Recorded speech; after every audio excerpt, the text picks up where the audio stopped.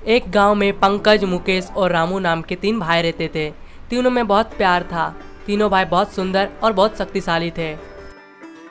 मेरे बच्चों, मैं चाहता हूँ कि तुम तीनों शहर जाओ और पढ़ाई लिखाई करो और गांव के लिए कुछ भलाई का काम करो। हाँ। लेकिन पिताजी, आप यहाँ अकेले रह के क्या करेंगे? हम आपको अकेले छोड़ के नहीं जाएंगे। मेरे बच्चों, तुम तीनों मेरी कितनी चिंता करते हो। मैं तुम जैसी औलाद पक्के धन्य हो गया।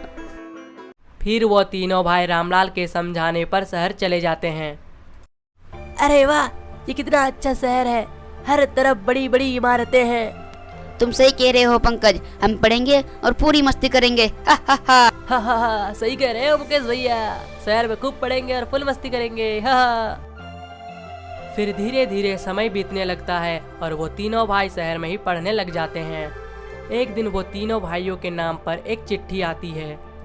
अरे भाइयों, आज हमारे लिए चिट्ठी आई है।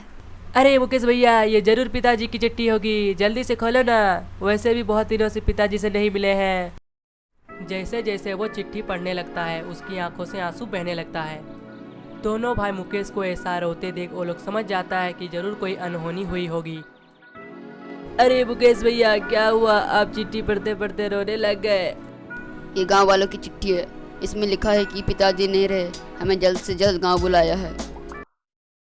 फिर तीनों भाई तैयार होके वापस अपना गांव रवाना होते हैं।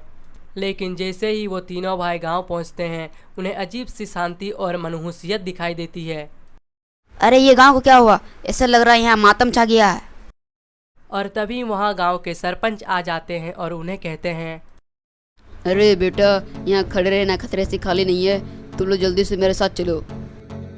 फिर तीनों भाई सरपंच के पीछे पीछे चल पड़ते हैं। सरपंच उन 3 भाइयों को अपने घर ले जाता है और अपना घर का दरवाजा बंद कर देता है। अरे चाचा, आप इतने घबरा क्यों रहे हैं? क्या हुआ? और मेरे पिताजी का जान कैसे गई? बताओ चाचा। तीनों की बात सुनकर सरपंच रोने लगते हैं और बोलते हैं, दरअसल मैंने ही तुम लोग को चिट्ठी लिख के बुलाया है बेटा। तुम्हारे पिताजी की जान मुझे ही बचाने में गई है। लेकिन कैसे चाचा? और वो कौन दुष्ट है? और इतना गांव वालों ने कुछ नहीं किया। बेटा, वो एक दुष्ट नहीं, कई दुष्टों का समूह है जो हमारे गांव में आके ना जाने कहां से बस गए। वो शैतान और चुड़ैलों का समूह है। उन शैतान और चुड़ैलों ने मिलकर तुम्हारे पिताजी को मारा है। शैतान और चुड़ैले वो कहाँ से आ गए चाचा? बेटा, हम गांव वाले गांव के बाहर ही कुआं खोद रहे थे कि आने जाने वाले लोगों को पानी मिल सके। पर हमें क्या पता कि वो जगह श्रापित है और वहाँ शैतानों का वास है। मैं और तुम्हारे पिताजी उसी कुएं में फंस गए थे, लेकिन तुम्हारे पिताजी ने मुझे धक्का देके कुएं से बाहर निकाल दिया और वो खुद ही उसी में फंस गए। और मरते समय बोला कि मेरे 3 बेटे मिलके उन शैतानों से गांव को आज़ाद करवाएंगे।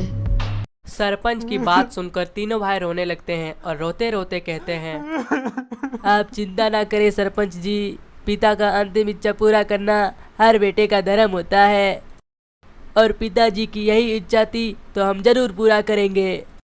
फिर सरपंच उन लोगों के साथ उनके घर में रुक जाते हैं। रात होते ही जोर जोर से कुत्तों की भौंकने की आवाज़ आती है और कुछ डरावनी आवाज़ भी आने लगती है। मुकेश खिड़की खोलता है और बाहर झांकता है। बाहर में एक चुड़ैल और 3 शैतान चल रहे होते हैं। शैतानों के हाथों में कटे हुए सिर होते हैं। गांव वालों कहाँ चुप गए हो? हाँ, चुड़ैल रानी, तुम कहो तो गांव वालों को एक साथ उठा लूं। नहीं शैतानों, इन्होंने तो हमें बरसों की नींदों से जगाया है। इतनी जल्दी थोड़ी मार देंगे। हा। ऐसा कहने के बाद सारे शैतान और चुड़ैल वहाँ से चले जाते हैं। और फिर सरपंच बोलते हैं, देखा मेरे बच्चों, ये आए दिन ऐसे ही करते हैं और निर्दोष लोगों को मार के चले जाते हैं और हम कुछ नहीं कर पाते हैं।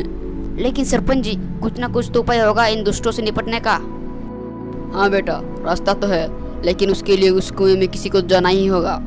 जब मैं और तुम्हारे पिताजी उस कुएं में थे, तब हमने देखा कि वे चुड़ैल एक मूर्ति की आसपास बैठे हुए हैं, जिसे उसकी रक्षा कर रहे हो ना हो उस मूर्ति में कुछ ना कुछ तो राज है।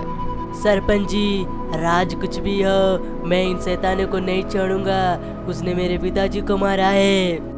पंकज, अपने गुस्से पे काबू रखो। हम उन शैतानों से अपनी ताकत से नहीं लड़ पाएंगे। हमें अपना बुद्धि का प्रयोग करना पड़ेगा। मेरे पास एक योजना है।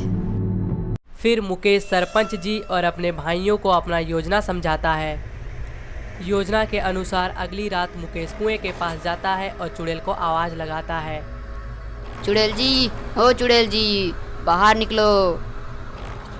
बहुत हिम्मत है तुझ में लड़के, मुझे आवाज लगाते हो, मार डालेंगे तुम्हें। मारना है तो मुझे मार ही डालो। वैसे भी मेरे भाइयों ने मेरी जमीन पे कब्जा करके मुझे मार डाला है, और वो तुम सबको भी यहाँ से भगाना चाहता है, इसीलिए तांत्रिक भी बुलाया है। मुकेश की ये बात सुन के चुड़ैल हंसने लगती है और बोलती है, हा हा हा, वो लोग को शायद नहीं पता है कि हम पे कोई तंत्र विद्या काम नहीं करता है। चलो अच्छा चुड़ैल जी, बस आप मेरी एक मदद कर दो। बदले में जो भी आप बोलोगी वो मैं करूँगा। जो बोलूंगी वो तुम करेगा, तो एक काम करो, कुएं के अंदर जाओ और नर कंकाल साफ कर दो, बहुत गंदगी हो गई है वहाँ। उसके बाद मेरा पैर हाथ दबाओ, चल जा। मुकेश वैसा ही करता है। वो कुएं के अंदर जाता है और नर और कंकाल साफ कर देता है। थोड़ी देर बाद चुड़ैल बोलती है, वाह, तुम तो बहुत काम के आदमी हो, मेरी सारी थकान मिटा दिए। मैं तुम्हारी सेवा से खुश हूँ। मैं तुम्हारी सारे भाइयों को मारूंगी कल, जहाँ जाना है ले चलना। हा हा।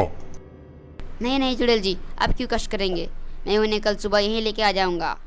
लेकिन आपसे एक विनती है कि उन्हें आप मेरे आंखों के सामने मत मारिएगा, क्योंकि जैसे भी है मेरे भाई हैं। ठीक है, तुम कुएं में छुप जाना। फिर मुकेश वहाँ से चला जाता है और घर पहुँच के सभी के साथ आगे का योजना बनाता है। योजना के अनुसार सरपंच और तीनों भाई कुआं के पास पहुँच जाता है।